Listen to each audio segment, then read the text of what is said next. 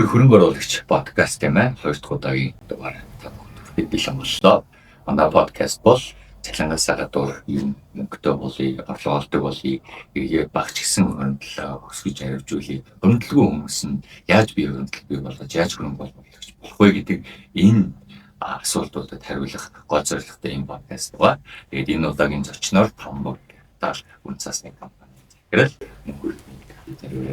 мөнгөөртний захиралт өнөөдрийн дугаараар ер нь хөрөнгөний зах зээл дээр ямар оролцох хэмжүүдэд тийм бэ хөрөнгө оруулагч гэж ямар хүний хийх юм заавал мөнгөтэй хөрөнгө оруулалт хийх юм уу эсвэл хүмүүр хөрөнгө оруулалт хийх боломжтой мó гэсэн энэ сэдвийн хүрээнд ярилцгаална. Ингээд миний урилгыг хүлээж авч хүрсэн мөнгөөртний захиралтай баярлалаа. За баярлалаа, өрсөнд баярлалаа. За одоо яг хамгийн ихний асуулт бол хамгийн чухал одоо хүмүүсийн надаас бас давхар асуулт. Би заавал мөнгөтэй болж хөрөнгө оруулагч болтон ер нь хизээ би хөрөнгө оруулж эхлэх ёстой гэдэг асуулт хэлдэг хөө. За ер нь хөрөнгө оруулалт гэдэг бол дадал юм байна гэж би бол сүүлийн үед ойлгодог.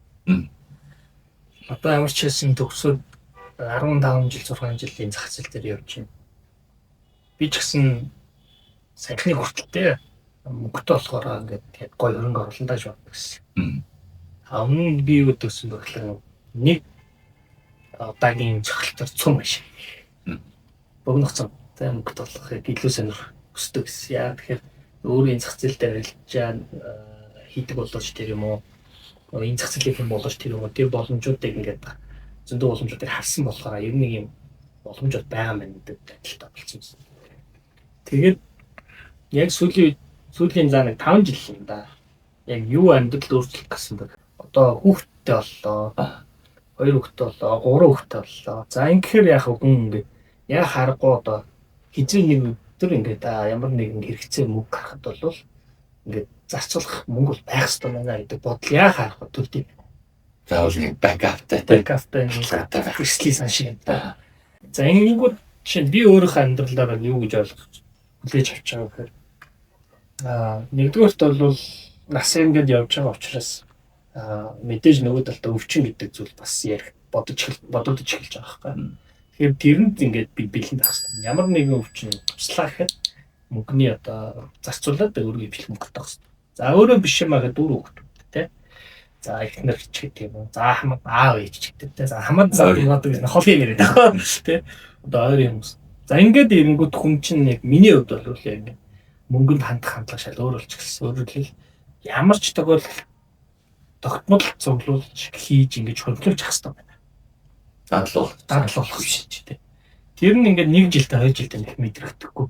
Ингээ сартаа нэг 100,000 төгрөг, 300,000 төгрөг, 500,000 төгрөг ингээд төрөмтлүүлээд ингээд жоо хүний хувьд бол тий өөр өөрсдийнхөө боломжоор төрөмтлүүлнэ шүү дээ. Тэр нь бол ингээд 1-2 жилдээ нэг мэдэгдэхгүй юм байна. За яг 3 дахь жилээс эхлээд нөгөө цуглаж байгаа мөнгө чинь өсөлтийнхаа өсөлтөөрөө дахиж ингэж өсөж явсаар байгаа. Тий. За ингэж явсаар айгүй гоё мэдрэгдэж эхэлт юм байна л. Тэгэхээр энэ маань өөрөө хөрөнгө оруулалт гэдэг бол юм дадал юм байна гэдэг юм л юм руу хүрсэн. Томьёол бол ингэж хэлж бас болох юм тийм. Хөрөнгө оруулалт гэдэг бол өмнөний зан үйл. Хөрөнгө оруулагч гэж тодорхой цаг үе татамжтайгаар ямар нэг байдлаар мөнгө хөрөнгөлөөлдөг. Үнийг хөрөнгө оруулагч гэж. Тийм тэрийг тэр нь тухайн хүн хэдэн төгрөгийн цалин авч байгаа. Үйл шалтгаанаас өөртөө тохирсон дөө өөртөө тохирсон. Тэгээд дараа нь тэр юу хийх нь дараагийн асуулт байгаа байхгүй. Тусламж юм уу, бонд юм уу, сайн юм уу, сан юм уу, эсвэл одоо гадаад энэ Америкийн технологийн нөгөө гайхамшигт тусаар юм уу. Тэр бол дараагийн асуулт. Тэгэхээр эхлээд бид нар энэ бодлоо өөрчлөх хэрэгтэй байна. Мөнгө олохоор хөрөнгө оруулах гэдэг биш. Эхлэн гэдэг биш. Их мөнгө олохоор. Багч мөнгө бол самаагүй, ихч мөнгө бол самаагүй. Ерөөсөө тогтмол. Тэгээд би сүүлд нэг юм өөрөө гаргадаад хэрэглээд үлдвэл хөрвүүлэх биш. Хөрвүүлээд үлдсэний хүрэг. Томьёолтой тийм чинь. Тийм бол тэгээд энэ мачиж хаа. Яг та бид хоёр бол яг ингээд банк сар болгон орж ирдэг нэг цалинтай хэсэг бүлэг хүмүүс байна шүү дээ. За яг энд статистик харахаар нэг 3.4 саяас сая 300 хүүхэд байгаа. Тэгээд үлдсэн нэг 2 саяны 100-аас сая 200 нь яг цэвэр ажил хийж явах шиг байна. Яг юм байнгын тогтмол орлогогүй бол яах вэ? Орлого орж ирэх үедээ л тэнцэнээс л тогтмол хий. Хэрвээ тийм за тогтмол. Гэхдээ тогтмол орлогогүй ч гэсэн тэр хүн орлоготой жижиг амьдарч байгаа шүү дээ. Тиймээс. Тэгэхээр тэр хүн орлого орж ирэхдээ л хийлдэг. Гэхдээ саяны миний зарчим байхгүй. Эхлээд тургуулж. Үлдсэн нь хүргэлтэй тиймээс. Заавал одоо нэг пицца хаад идэх шаардлага алга шүү дээ тийм. Жишээлбэл тийм. Заавал одоо энэ утас ингээд солих гэдэг шаардлага алга тийм. Одоо өөр юу заавал өдрийн хоол тийм үнэтэй газар идэх шаардлага алга. Гэх мэдчлэн ингээд хүн бол яаж яаж яагаад хүрэлдэг тийм. Хүн болгон одоо ингээд шахыг гэвэл тэр орон зай байгаа гэж би бол бодож байна. Зовлон тоочод байвал сарын 10 сая төгрөгийн орлоготой цалинтай хүн ч ядуул амьдрна.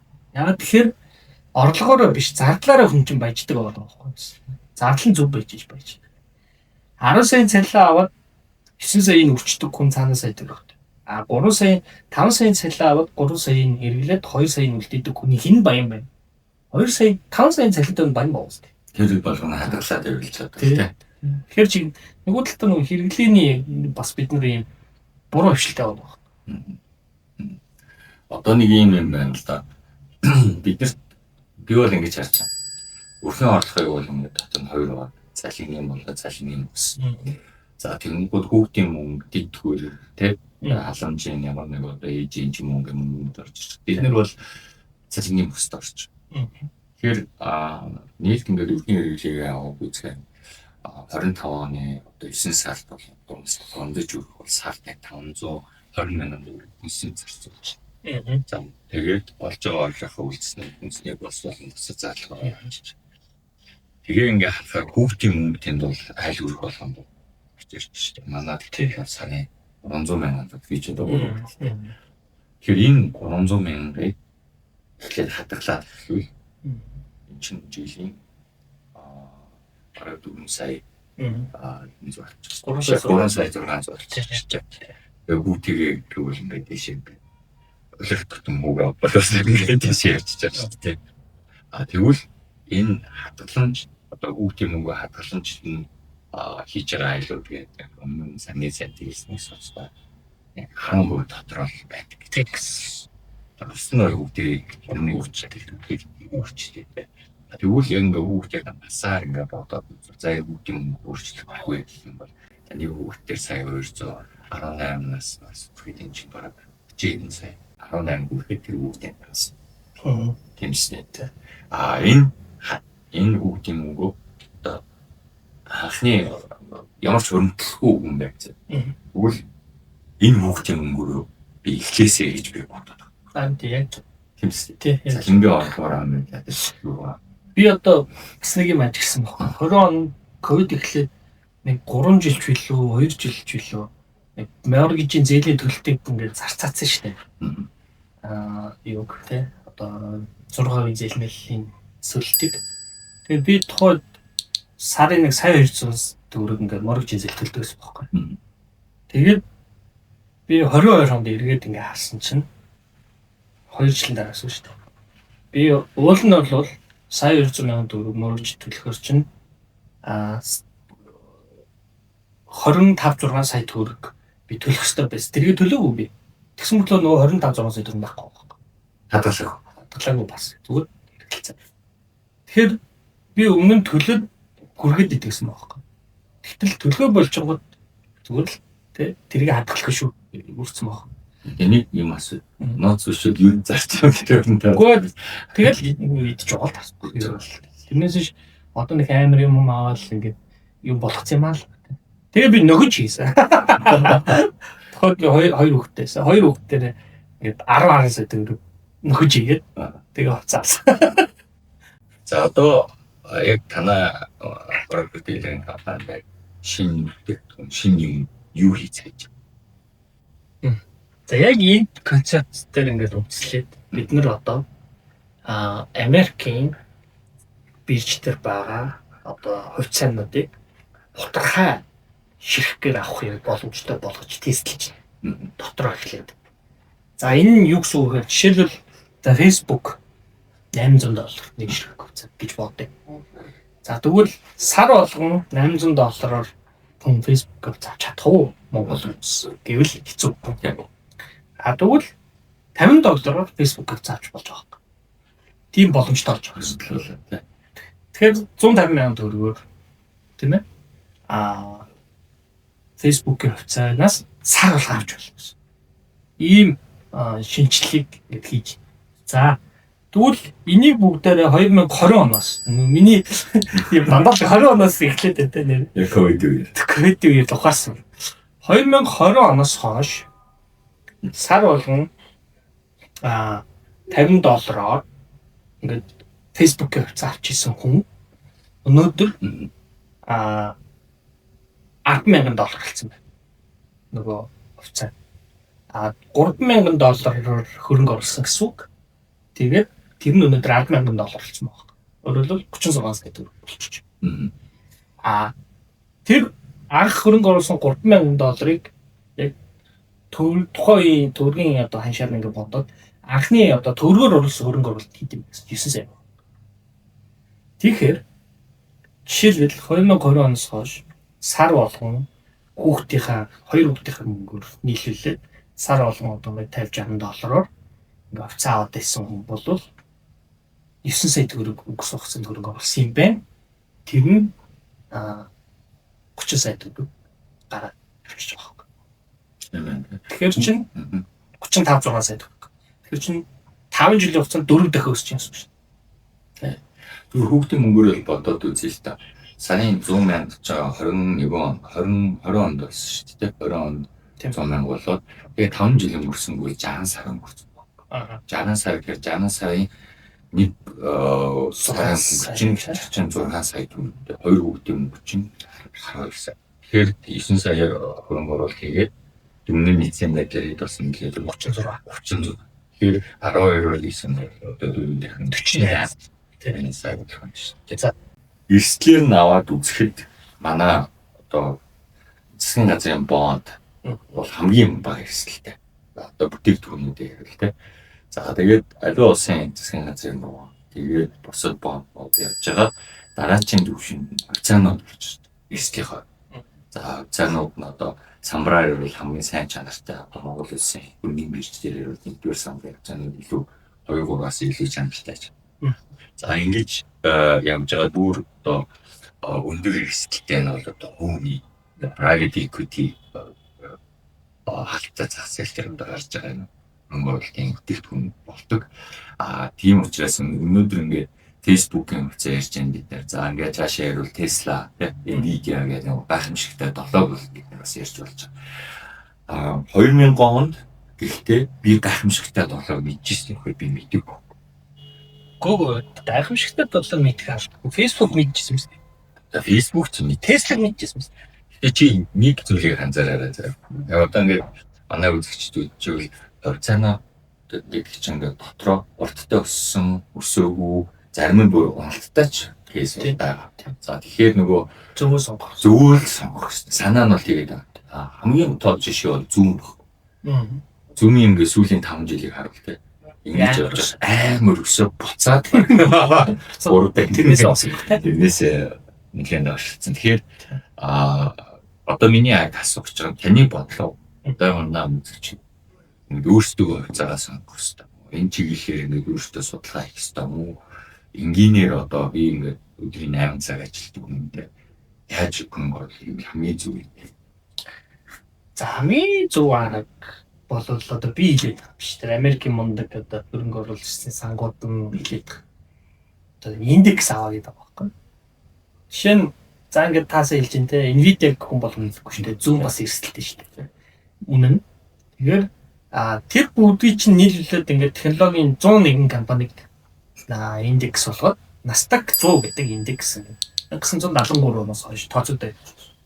Тэр нь цаанаа юу вэ гэхээр 100 компани дундаж хаших байхгүй.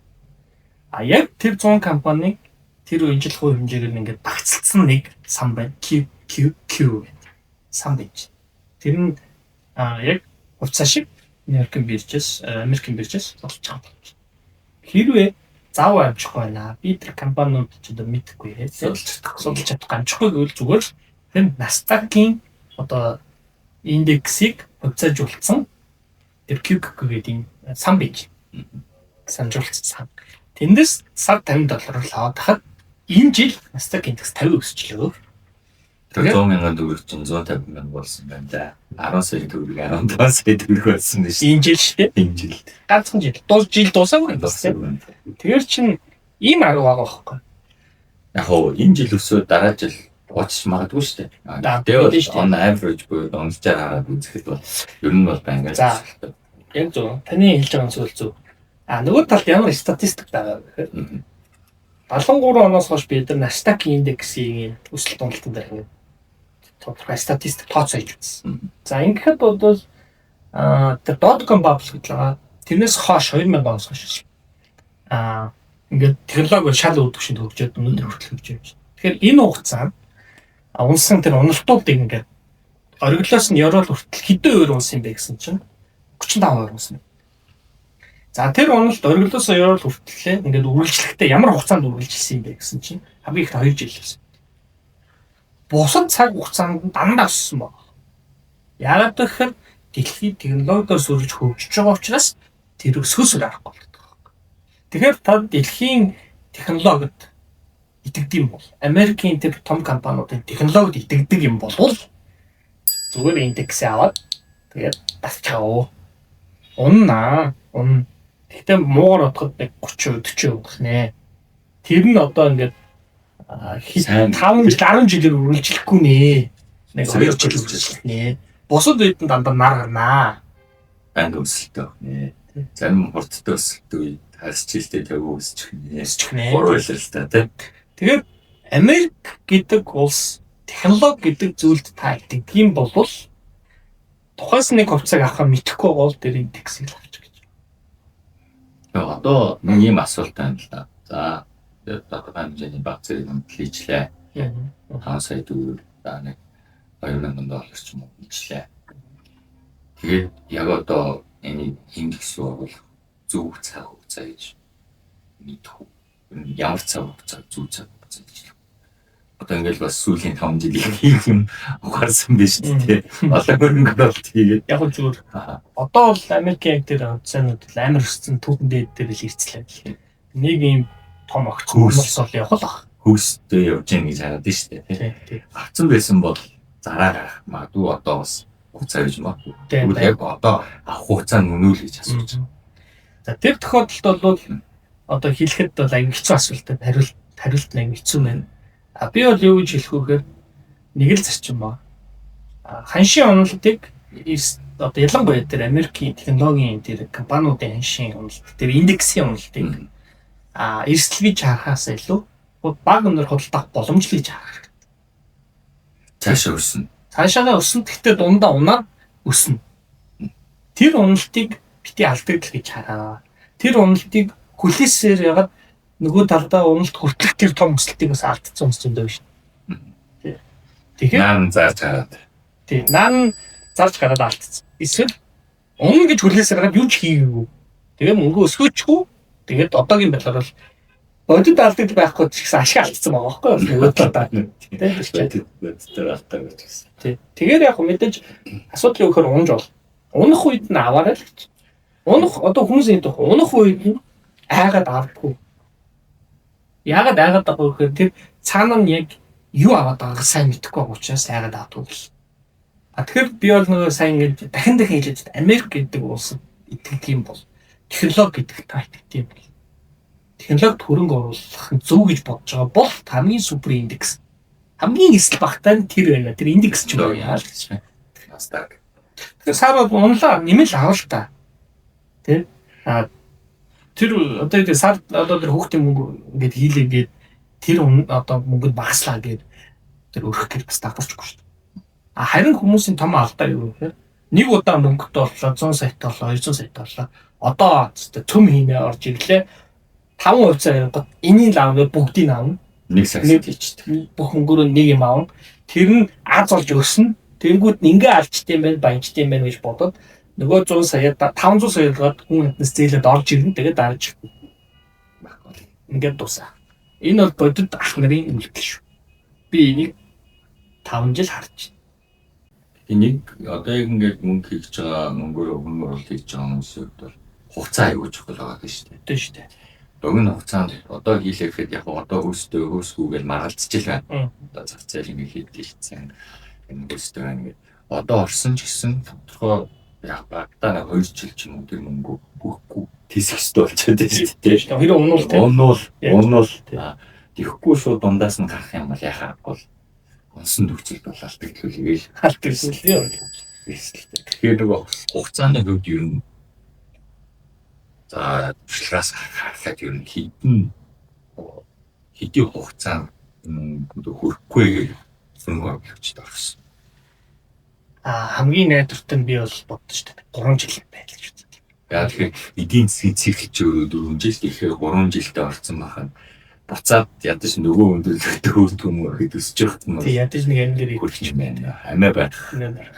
Тэгээд плюс яг тэр унаад ингээд бүгд айгаар ахгүй гэж яхад нь яг зөвлөд орчих хэвээр. Хүмүүс тэгж чаддгүй. Тэгж чаддгүй шалтгаан хоёр шалтгаантай. Нэгдүгээр анх орохдоо бүх мөнгө ичдэг байхгүй. Тухайн юм руу. Тэгээд дахиад мөнгө нэмж хий гэсэн ч мөнгө байхгүй. Болчтой нэгдүгээр. Хоёрдугаар айц. Юу авснаа мэдгүй одоо ашиг олно гэж анханасаа амар өөдрөг төсөлд орчдөг. Яг юу авсан мэдгүй ч гэж хэлэх хүмүүс арай ч юм бэ те. За энэ нэг ийм компани одоо хувьцаа гэдэг байна. Анализны орлого ашиг ингэж байгаа. Тэгэл зөндөө юм танилцуулна шүү дээ. Биш чам.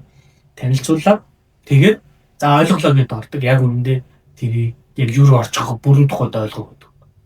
Тэр компаниг ойлгосон байж болно. Тэр тоо одоо та компани дээр орлого ашиг үр ширийг ойлгосон байж болно. Гэхдээ яг юу ойлгоогүй гэхээр яг хөрөнгө оруулалтын энэ ертөнц гэдэг яг ямар ийм савлгаатай вэ гэдгийг ойлгохгүй. Сэтгэл зүйн хувьд бэлтгэлгүй байдаг гэсэн. Тэгээд амар гой бодчихсон юм. Хэсэг зүгтээ зохиолтой болж байлээ. Сэтгэл зүйн нөгөө сэтгэл хөдлөлт авчдаг байхгүй. Өөрөөр хэлбэл айцтай авчдаг. Бид нар тэр үедний юу хийж байгаа вэ? Тэр компани ингээд орлого ашиг өсөд гой байгаа үед унаад байл аавал. Тэгтээ хүн хатгүй. Цаашаа хэр унах юм бас мэдэхгүй шүү дээ. Тийм бас мэдээ. Bottom out одоо хамгийн доод түвшинд өссөн бүр гэдгийг мэдэхгүйгээр орон гэж чинь. Тэр бол аюул тий. Тэр бол аюул. Тэгэхээр бид нар одоо юу хэлээд байгаа гэхээр тухайлсан нэг тийм компани биш индексээр ярих гэж байгаа. Бонцлогчгаа хэлсэн үү? Тий. Тухайлсан компани бас яг мэдээж ярина. Тэгэхдээ тэрний том компани. Тэнгүүд дэлхийн нийтийн мэддэг тий. Сайн. Одоо тэнгүүд ийм хүү боломжууд байна гэж. Тэнгүүд Монголын зах зээлийн хүү боломжуудыг өгч чадж гин үү? Эсвэл одоо ингээд нэг 10 саяын хадгаламж хийсэн байгаа хүн за байли 50% хадгаламжаар үлдээгээд үлдсэн 5 саяар тодорхой хэмжээний жоохон хадгаламжаас илүү өндөрсөлтэй гэсэн үг шүү дээ. 3 жил үлээж чадах юм байна гэдэг нэг оруулах. Монголын зах зээл дээр одоо оруулах нь илүү тэр өсгөх өгөөж илүү байна. Эсвэл гадагшаага бас харах хэрэгтэй гэж зүгээр өөрийн чинь бодлоо шүү. Яг Монголд бол одоо сонголт их цөөхөн байна шүү дээ. Хадгаламж хамгийн найдвартай. За тэгээ бонд. За тэгээд энэ жил нэг алтуул 8 бүслөө дааж тэрийг ингээд авах боломж нь Монголд байхгүй. Уул нь бол гадны орнд бол тэ ингээд гой голд марцсан гэдэг шүү дээ. Эсвэл гоё чимэл болгоод зарч ирдэг. Тэр нь Монголд өгч байхгүй. Ингээд энэ боломж баг. Тэгээ үлдэж байгаа доллар. Доллар нь дааж олон жилийн дунд байгаа жилийн 8% өсөлттэй байхгүй. Тухайлсан нэг ганц жил ахлаад байдаг болсон. Тэгээд эдийн засгийн тийм бусд үед нь тэгээд дунджлаа харахаар 6-8% гэдэг шүү. Тэгээд ингээд харахаар Монгол угаасаа боломж нь хязгаарлалт. За яг дараагийн нэг байгаа бол үйл хөдлөх байна. За сая сүүлийн 2020 оноос хойш үйл хөдлөлийн цаг шинэ орон сууцны үнийн өсөлт үнэхээр супер гэсэн. Тэгээд бид нар тооцоож үзсэн чинь 20 оноос хойш шинэ орон сууцны үнийн өсөлт чиглэлтэй дүрх хамгийн өндөр байсан юм байна. 150% өссөн юм байна. 5 жил өгсөн. 3 жил. Тэгэхээр чинь 150 гэхээр чинь за 5 юм биш үү? Тэр жилийн 30% эсвэл та. Тий. Тэгээ нэмээд нөө түрээсэлчүүд бас орлого гэдэг 150 гаруй авчиж байна. Тэгсэн чинь бондын хүүний өсөлт нь 90%. За ингээд яваад өнгөрсөн юм байна. Одоо дахиад энэ өдрөглөх юм болон цаашдаа дэмий үйл байхгүй болж байна. Одоо тулцсан. Тулцсан эдийн засгийн хэмжээ тийм болохоор байхгүй болсон. Ингээд Монгол төлөв одоо хөрөг орлогод үнэхээр хэцүү болсон. Тэгэхээр ер нь бол одоо би 5 сая төгрөгөөрөө хөрөнгө оруулах яг үйл Америкийн хувьцаал харах юм шүү дээ. Тэг зөвлөж байна уу? За би бол ингэж хэлж байна. Захиад хий. За би бол ингэж хэлж байна. Бонд хүүгээр нь хувьцаа авч. Та одоо жишээ нь 5 сая төгрөгт бол 5 сая төгрөг бүгдийг хийгээд ирэхгүй одоо. Тэр Америк хувьцаа. Яг тэр 3 жилд хэсэг гэдэг шүү дээ. За 3 жилийн төгрөггүй. Яг тэгж тиймэрхүү төлөвлөгөөтэй ирээ орвол болно гэсэн. Дунд нь бас нэмэл бүр сайн гэдэг хэлсэн шүү дээ. А зүгээр яг одоо ингээд санхүүгийн биш хүн гэж бодъё. За надад нэг 10 сая төгрөг байна. Ерөөсөө миний байгаа мөнгө. Би яах вэ? Би юу ч хэлгүй. Бонд авч хэл. Одоо шоколадын бонд гэж. Монголын бонд. За жилийн 17-18 онд бонд. Хүү гарч ирнэ. Хүүгээр нь та Америк хувьцаа. Энэ хөрөнгө оруулалт ялангуяа хувьцааны хөрөнгө оруулалт, эсэлтийн хөрөнгө оруулалт гэдэг чинь заавал ингэж нөгөө хугацааны туршид ойлгох ёстой зүйл гэж байдаг. Зүгээр хадгаламж чинь байж хэвээр за нэг өдөр амартай зөөх гаргаал. Америк хувьцаа. Тэр бол маш бүр. Эхлээд дунд нь бондон дээр буучих. Тийм үү? Тэндээс хуваалчих. Тэгээд хүүгээ тийм байна. Тэгээд хүүгээ авлаа. Тэр хүүгээр эсэлтийг хий гэж би. Одоо би ч яг одоо манай компани бүх одоо хүмүүс л ингэж л зөвлөж байна. Ямар нэг байдлаар ихэл. Одоо монголчуудын бас нэг алдаа. Судлал байна, яваал байна, үзэл байна, тойролгүй. Тийм. Дор ингээд олон хөрөнгө оруулалт хиймээр байна гэл ингээд яваал хийдгүү. Тэгэхээр эн чинь өөрөө миний хар бол ном сонио уншиж тархиа зэнслэхээс гадна энийг яг хийж ийж, олж ийж, алдж ийж энэ ертөнцийн чийл зөв яг ойлгох. Тэ өөрийнхөө зүрх сэтгэлээрээ тархиараа, ясмахаараа, цусаараа ойлгоо. Нулимсаараа. Тэ алдвал тэ ингэжиж нөгөө сурна. Нөгөө learning curve гэдэг зүйл маань илүү хурдан сурна гэж би бол бодож байна. Тэгэхээр тул эхлэх хэрэгтэй. Яа. Бити цагаал. Тэ өнөөдөр эхэл одоо эхэл. Эхлэхийн тулд яг эхлэх бол амархан шүү дээ. Брокер компаниуд байна. Хинэн одоо гадаад ажиллаж зурчилтын судлаа. Тэгээд дасаа нийлээ. Онлайн нэгчж болж байна. Очиж болж байна. Тэгээд нэг очиод сар дасаа нийлж. За тэгээд яг одоо юу авах гэдэг зүйлээ авч. Тэгээд миний хар бол нөгөө нэгдүгээр хурдан эхлэх. Хоёрдугаар сайн брокер компани үүсгэх гэдэг асуудал чухал. Гуравдугаар яг түрүүж ярьдаг тэр нөгөө сар болгон аваад байх хэрэгтэй. Би нэмээд аваад байх хэрэгтэй. Энд чи өөрөө хүн чинь ингээд тэрийг ингээд сар болгон аваад ингээд тахаар нэгдүгээр дадлал болно, хоёрдугаар хаадаг болдог. Энийг нэг асыг хэмжээ өсөж. Тэгэхээр хүн өөрөө яг мөнгө ийгээд мөнгөөрөө мэдрээд ирэхээр энэ яагаад дунаатай, энэ яагаад өсөд юм гэдэг зүйлийг судлах тэр нөгөө юу нүсэн мотивац нүсэн. Тэгээд мотивац сонирхол нүсэн. Тэр сонирхол нь үүссэн үед хүн бол ямар ч завгүй хүн сонирхолтой юмдаа хүн зав гараад ирсэн. Тэ? Хайртай л бол одоо зав гараад ирсэн. Хайргүй зав гарахгүй шүү дээ. Завгүй бол төмний тоочол тойрог үүдэн тийм үү? Хайртай хүндээ бол тэ завгүй байсан зав гарах бүгд очдөг үстэй ирч үү? Тэ? Эмэгтэйчүүд яадаг юм гэдэг байна. Тэгэхээр сонирхол төрөх хэрэгтэй. Сонирхол хаанаас төрөх вэ? Бод хийж үзчихэж, алдчихж, онжиж төрнө. Тэгээд нөгөө таны хэлж байгаа тэр одоо тэ нөгөө тэр эмч хүн шиг ингээд хитэн мянга цагаас суугаад ингээд ашиг олохын төлөө цагаа зарцуулдаг болно. Зүгээр гадаад хүн Монгол хүн хоёроо нэг том ялгаа. Гадаад хүмүүсийн хувьд бол санхүүгийн хувьд. Гадаад хүмүүсийн хувьд бол харьцангуй Монгол дундч хүмүүс орлого сайтай учраас тэр мөнгө нь ахиухан байдаг. Тэгээд их зүйлс. Тийм учраас ахиухан мөнгө бэлэндээ хийждэг болохоор илүү нөгөө тийшээ цаг зарцуулаад ингэ араас нь хөөцөлтөд байх боломжтой бол санхүүгийн хувьд хөшөр үүсэж байгаа. Монголчуудын хувьд орлого багтаа байгаад байгаа учраас эхлэлийн мөнгө нь угаасаа одоо дундаж хүнээр бол их байж чадахгүй. Тэгээд олон байж бас чадахгүй. Тэгэхээр л нөгөө хоёулын жинд яриад байгаа тэр хүмбэр хөрөнгө оруулагч буюу сар болгон тогтмол дүнгээр авч тэр сэтлээ төрүүлж бий болох хэрэгтэй. Тэгээд тэрний хамтанд орно. Тэгээд хүсүүсээгөө цаашаа хурдан сурах сонирхлын төв өгшүүрийг үсчиж авч байгаа. Тэгээд цаашаа яг мөнгө өсгдөг болно гэж бодож байна. Тэрнээс яг ийм сургалт манад ирээд үйлчлүүлээд тэгээд гоё болоорой тийм байхгүй. Алдаа хагах илүү цөөхөн алдах юм. Би бол ямар ч хөнгө оруулах. Амьдралдаа бол бүгд алддаг тийм. Олон цөөхөн алдна гэдэг бол илүү чухал байгаа дээ шүү дээ бас. Тийм бас цөөхөн алдахын тулд бас яах ёстой болоод ч. Юунс яг аман дээр бол тэр ингээд бүх онлоо гэж. Тэгэж үнэлээ. Би одоо ингэж бодож байна. Цөөхөн алдах, класс баг алдах гэдэг амар чухал. За тийм яаж багаалдах? Яаж цөөхөн? Тэг багаар л хэлэх хэрэгтэй байхгүй. Нөгөө яриад багаар алдчихж байгаа учраас софт маа. тэр баг хөнгө оруулж үзэж байгаа бүх алдаануудаа сайн суралцж байгаа гэж байна. Тэгэхээр багаар оруулсан ч гэсэн миний 5 сая төгрөг гэдэг бол бас баг хөнгө шүү. Угаасаа тэрнээсээ багыг тэгэхээр хэлэхдээ санааны сар болгон тогтмол хий гэдэг чинь л өөрөө тэр сар болгон тэр хүний тогтмол хийж чадах мөнгө гэдэг чинь өөрөө хамгийн бага дүн байхгүй. Тэрийг ингээд нойллоод нэг бүтэхгүй компани цаад нойллоо тэр хүн ямар ч хэлсэн давбарч байгаа. Цаад утгах.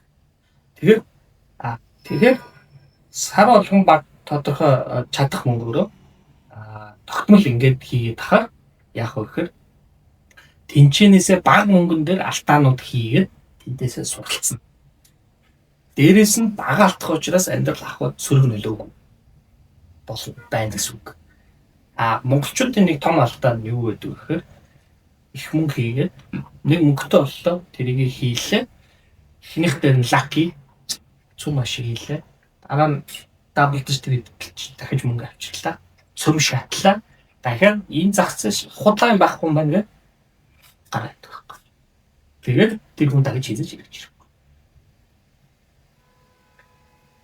Гэтэл энэ зах зээл шиг дэлхийн улс орн дэлхийн аль хөгжсөн улс орн энэ зах зээл бүр хөгжөв. Олон тэр миний одоо ингээд Монголд гэдэг нэг асуулт нь та дөрөв хэлээ. Баатын настаг зураг индекс байна. Энэ бол ингээд долларын оролцоо одоо цөм явж шээ. Тэгмээр ингээд анхны өрөнгө оруулах заавал гадаад их хэвээр. Монголд ч юм бас ирчтэй зэн байна. Тэгээд одоо ингээд технологи хөгжсөн цараа ингээд ороод нэг дасаа нийлэгчээр шууд ингээд аппликейшнээр дасаа авчих штеп. Тэгээ банкныхаа манай шууд мөнгө хийгээл шууд аваад зараал ядаж ихний нийлжил ч юм уу тийм. Ихний яг өөрөө болчлоо гэж бодох хүртэл ядаж өөрөө сарч Монголын хувьд зэрэг зүгж. Мэдээж Монгол хүмүүс их орж байх хэвээр тий. Тэр өнцгөөс тэний тэлж чаддаг гэж санал байна. Тэгм харамсалтай нь Монголын хөрөнгөний зах зээл дээр олигтой тийм сонголтын цөөхөн. Нэг хоёрдугаар Монголын эдийн засгийн бүтэц өөрөө нөгөө би дөрөвс техник настаг жишээ нь ингээд унахтаа нэг хамгийн урттай 2 жил ингээд тасралтсан болсон юм байна. Энэ уналт чи Монгол 5 жил хийдэг шүү дээ. 4 жил хийдэг шүү дээ. Бүтэн хүний 4-5 жил зүгээр хараад суун гэдэг бол процесс хэрэгтэй. Тэг дэндүү хугацаа тооцохгүй. Хүний амьдрал хэд наслдаг л тий. Та жишээлбэл 50 наслах хүн 5 жилд ингээд амьдрал 10 зүгээр мөрөнд бол харамсалтай байхгүй. Тэгэхээр санхүүгийн өнцөг талаас нь эргээд харахад тэр нөгөө би одоо Америкл яриад байгаа нь Америкийг шүтээд байгаа даа биш шүү тий. Яг санхүү мөнгө гэдэг тий хөрөнгө одоо хөрөнгө оруулалт гэдэг тал дээр үнэхээр тэр улс чинь олон давуу талтай байна. Наад ч л тэр цаг хугацаа хэмжин сонголт нөргөн байна. Хитэн ч төгрөг хийгээд оруулаад ирсэн нэг ганц конопта хаал мөнгө авчиж байна. Яг одоогийн байдлаар бол нөгөө манайдаар шилжүүлж байгаа продукт бол дандаа дотоод зэрэг болж байна. Дотоодын зэрэг профит дийлгэн компани дамжуулаад авах гах болсоо. Одоо бид нар дотоод манай дотоод албыг ингээд суулгаад дансан нэгэнгүүд автоматар гадаад дансан нэгдэг болж байгаа. Тэгээд хизэнээс 1 сараас. дараа жилийн 1 сар. Одоо 26 оны 1 сараас гэсэн. одоо 3 сараар байгаа. Тэгээд тэр яг нөгөө нэг Монгол данс руу нэвтрдэг ID пассаараа гадаадынхаа ап руу шууд нэвтрдэг болж байна. Нэг апп гэсэн үү, 2 апп. Тэгээ 2 ап байгаа. Гэхдээ username password нэг гэсэн. Тэгээд тэрийг онлайнаар хийчих. Тэгээд танах шинжлэх хийдэг. Яг одоо бид нөгөө нэг хувь гэдэл явж байгаа. Авахтаа нэг хөө заах. За заах. Гадаад дээр нь бас адилхан. Адилхан л байгаа. Тэгээд яг нэг хувь гэдэг нь бас яг Монголын нөхцөлд бол харьцангуй өндөр болчиход байгаа. Монголын дотоодын одоо хавцаан дээр. Яг тэгэхээр дотоодын Монголын хавцаанууд чинь өсөлт нь өөрөө бас хязгаартай байгаа. Америкт бол жишээлбэл тэр аймаг технологийн хавцаанууд нь өдөрт 10% тийш боош. Яваад хардаг 1-2 өнийг хайхтар мэдэрдэггүй л гэсэн. Энийг харсан ч өнөөдөр 4.9% өссөн шүү дээ. Тэгээ газар өссөн шүү дээ. Тэгээд нэг жилийн өссөн. Одоо 100% өссөн л шүү дээ. Одоо. Тэгээ аюу 4 сараас хойш 100 өссөн. Трампын нэг амар унгийн явуулаас нийтрэх. Тийм технологи гэдэг бол нэг өдрийн бас байхгүй зүйл байна л да. Энэ тийм. Энэ бас бол тал нь тийм. Багууд байна. Бүгд багууд байна. Суулгав байна. За туулах байна. Технологи бол яхахгүй жижиг болсон юм байна. Тийм.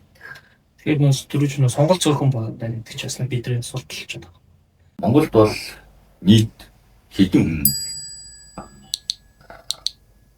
үнгийн захтай одоо дастай байх бид нар дэлхийд тэрүүлсэн. 3 сая 400 хүний 3 сая дастай. Яаж дастай болсон бэ гэсэн чинь 5 бизнес 5 зэмэн 72 цэний. За яг тэндээс ингээд жоохон аривчлаа тоогоор гэвэл 10% бүрэхгүй. 300 мянга бүрэхгүй. Үнгийн зах зээлээр ямар нэг байдлаар оролцож үзсэн мэт. За ингээд яг хэдэн хүн оролцсон юм бэ гэвэл дахиад бас 10%. 30 мянган хүн тийм ямар нэг байдлаар жилдээ. Зарим хүмүүс чинь одоо тэр 300 мянга дотор 2008 оны Анод банк гарч ирэх үедээ давуулхан дээр ороод нохолцсон юм шалсан. Тэгээ би байлгийг болцтой. Ингээ гараа хийсэн зөндөө хүмүүс байсан. Тийм гэсэн доо. 2000 Итохон ч гэсэн 16 он ч гэсэн ингээ хэд хэдэн давуулхан болсон гэсэн. Тэмүүл яг ингээл 30 мянган шиг. Яг одоо би тэрийн энэ зөндөө байгаа Telegram-ийн групп дээр ингээл хахад 2500 хүн байна. Daily гэж яа харж байгаа. Мэдээж тэрнээс нэг жоо их бол байж магадгүй тэргүй дөрөв. Гэтэл ингээд 80 байгаа л та. Тэгээд сая 9 сарын 15 бүрт ингээд дунджаа өдрийн харилцааг харахад бол өдрийн 2.8 дээр багцаа харилцаа жижиг тэм бүгд нийлээд нэг өдөрт 2025 манай зах зээл ч одоо сая доллар байна. Тэдээс нэг 3 сая 200 сая байсан үе биш үү? Өдрийн цаг чичрээ.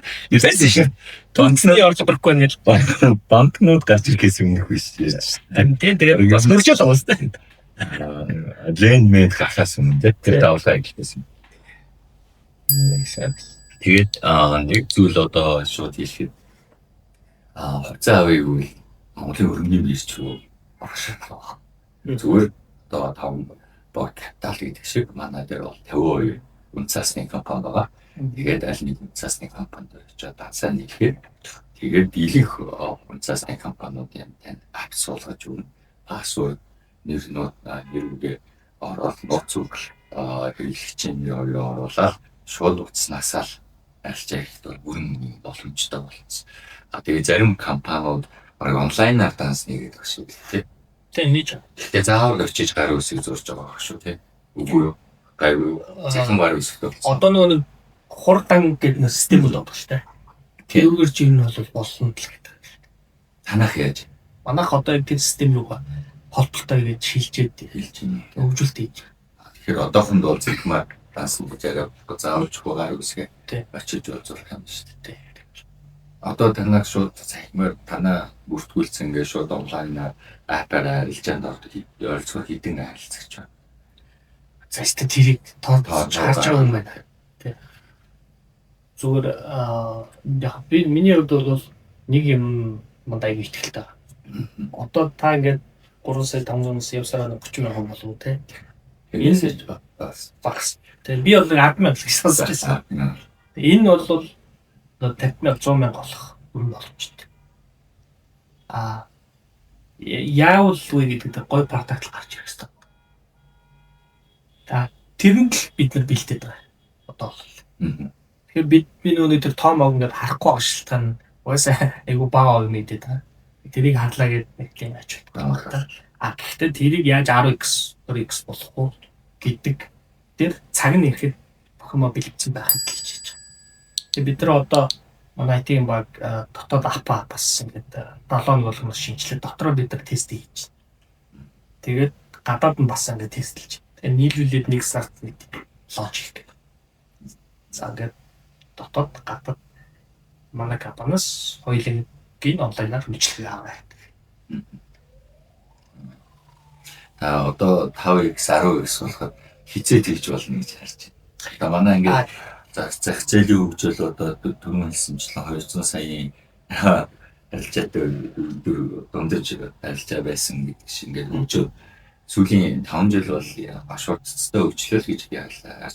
Тийм. Дахиад одоо энэ 10,000 50,000 бол тэр оролцдог жилдээ нэг оролцдог 30,000 300,000 бол тэр хугацаа шаардна гэж байна. Нөгөө миний хар бол маш сайн бүтээгдэхүүн хэрэгтэй. Яг хүн хөрөнгө оруул итгэл төрөө хөрөнгө оруулах хойц тийм бүтээгдэхүүн. За тэрэн зөв хамгийн ойрхны нэг байж болох продакт гэвэл одоо төрөмжийн хвчлэлээр гарч иж магадгүй эрдэнэ тахад. Тэгээ эрдэнэс 5-7 байгаа. Сая одоо засгийн газрын тэргүүн бас хэллээ шүү дээ. Цагаан сар ус өмнө амжуулахыг бодё хичнээн гэдэг. Яг хөө зөндөө ажиллагаа амжилт хэцүү баг. Өдрөөр ороход би жилийн дараа үдид бас болцсон байхыг хүсэх баг.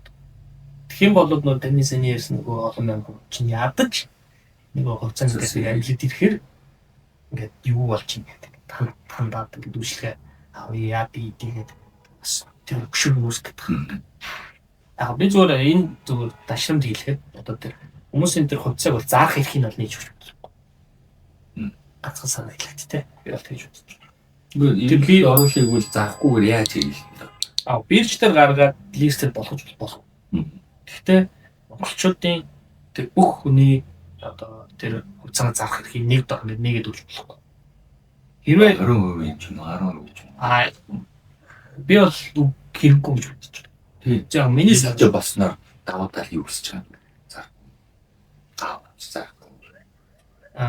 Нэгдүгээр үнэлгээ үнцэн гэдэг юм ус шаас боломж нь байгаад одоо судалгаа миний хийсэн судалгаа. Тэгэхээр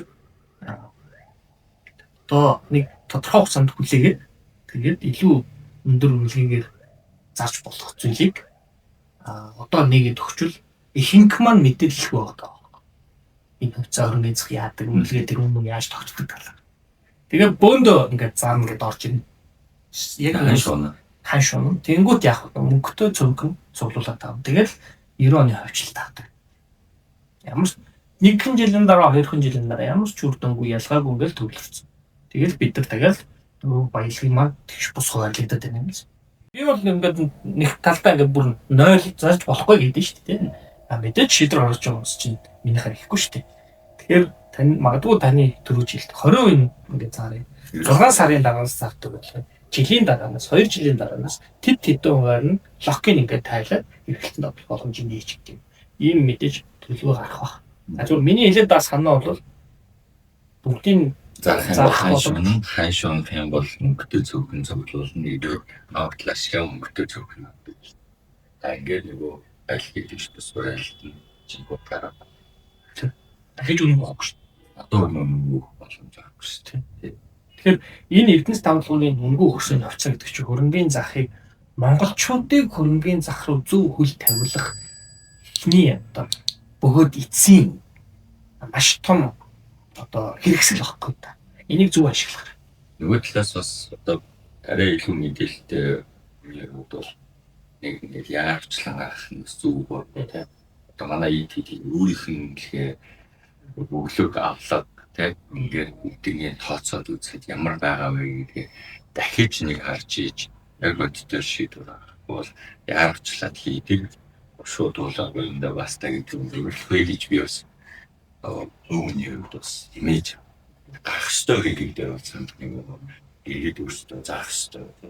Өөрийнхөө өнгөлөх нь бол ийгээ яан зарцуулах нь бол хаана өөрийнх нь мэдээлэл дутуугаасаа болоод алтаж болохгүй тийм учраас 20-60% үе шаттай зарах юм төгжийг тавиад үе шаттай нэгээд явах. Тэгэхээр хамгийн чухал хизээ гарах вэ гэдэг үнэлгээнд дээр маш зүйл цаг хугацаа авахгүй бол яаж байгаа юм гарах вэ гэдэг стратегтэй байна гэж харж байна.